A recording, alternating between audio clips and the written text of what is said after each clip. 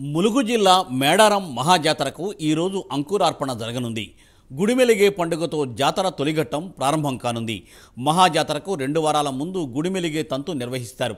అనంతరం మేడారంలోని సమ్మక్క, కన్నేపల్లిలోని సారలమ్మ, కొండాయిలోని గోవిందరాజు, పూనుగొండలోని పడిగిద్దరాజు ఆలయాలను ఆదివాసీ ఆచార సంప్రదాయాల ప్రకారం శుద్ధి చేయనున్నారు.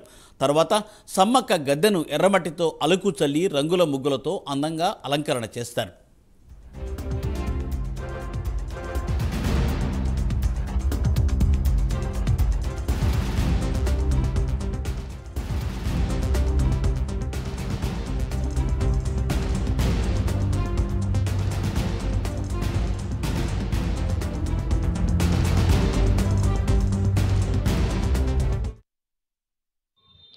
నేను సమ్మక్క ప్రధాన పూజారిని. నేను అమ్మవారిని 7వ సరిసిల గుట్టను తీసుకురావడం జరుగుతుంది.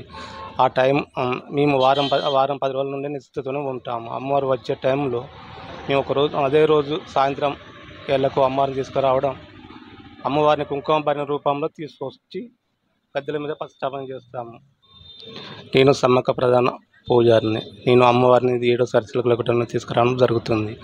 ఆ టైం మేము వారం 10 రోజుల నుండి నిశ్చితతోనే ఉంటాము. అమ్మవారు వచ్చే టైంలో మేము అదే రోజు సాయంత్రం ఏళ్లకు అమ్మవారిని తీసుకురావడం, అమ్మవారిని కుంకుమ భరణ రూపంలో తీసుకొచ్చి గద్దెల మీద ప్రతిష్టాపన చేస్తాము.